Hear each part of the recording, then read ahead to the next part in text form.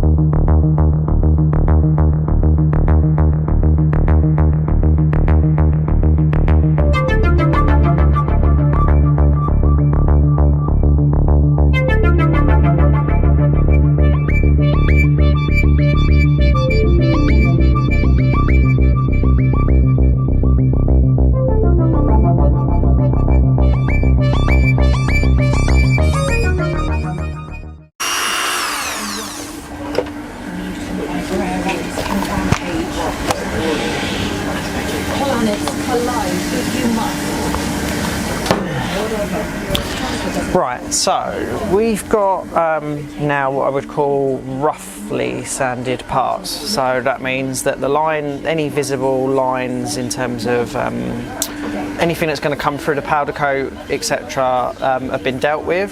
So you can see it's not absolutely perfect in terms of the brush finish on the front, but it doesn't matter because it's obviously going to get so we're going to do an anodize, then we're going to do a powder coat. So let's set up first. So I'm going to bring the camera around. We will bring you facing this way, and we're going to set you up on the old anodized setup firstly, which will be in here. So first thing we need to do is put a wash on. If I find the basket. Anyone know where the basket is? £1,000 extra. Oh, it's in here. Well, apparently these are ready for powder coating.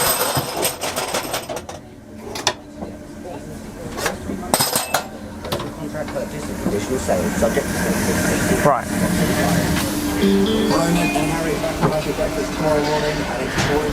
So obviously I haven't done them all. I've just done a small number, 7, to keep us busy for a little bit.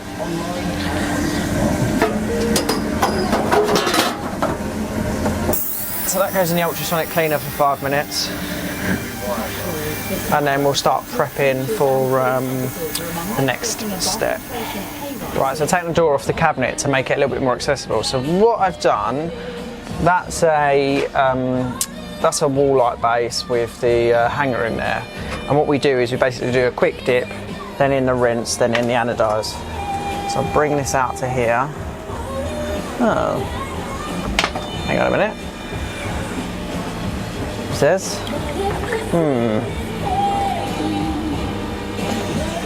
That shouldn't be in there. I'll leave that in there. Right. Take that lid off there. So this is what we do. If I can get it off. Oh, okay. Hang on. I'll just pop that there for a sec.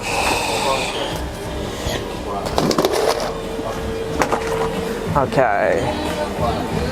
15 seconds in the edge, and that takes off the corroded layer on the outside. So 1, 2, 3, 4, 5, 6, 7, 8, 9, 10, 11, 12, 13, 14, 15. Right. Out, dip, and in the anodize like that. And that's basically how we do each part. And then we'll put it on anodize and see how it comes out later. So our anodized process is about finished. So next step we need to do is actually move them into dye, and then we'll move it into boil. Look, all this is falling apart.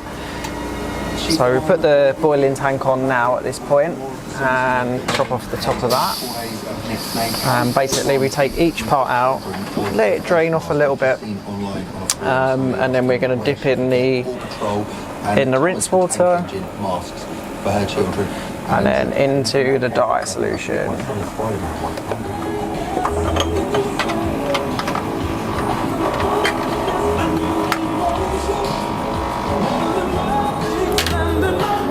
And that's it for another 25 minutes.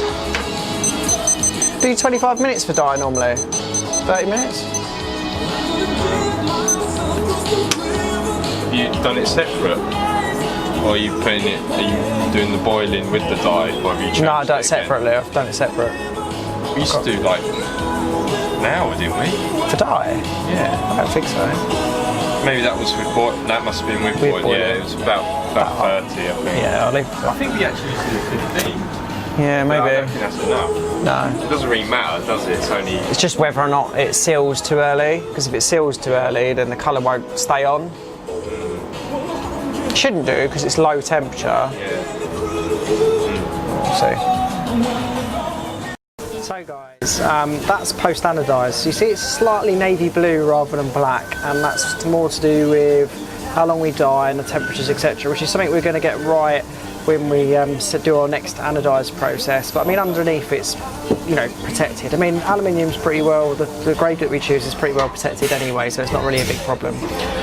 Next up, we've got to pre-bake these and then powder coat black, and then we'll finally build them into the film.